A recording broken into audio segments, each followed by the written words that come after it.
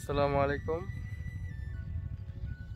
জুমার নামাজ শেষ করেই বের হয়েছিলাম একটু সবুজের মধ্যে, মানে প্রকৃতির মধ্যে একটু প্রশান্তির খোঁজে। মানে তিক্ত রোদ, এই প্রায় এখন বাজে কয়টা, 2:30।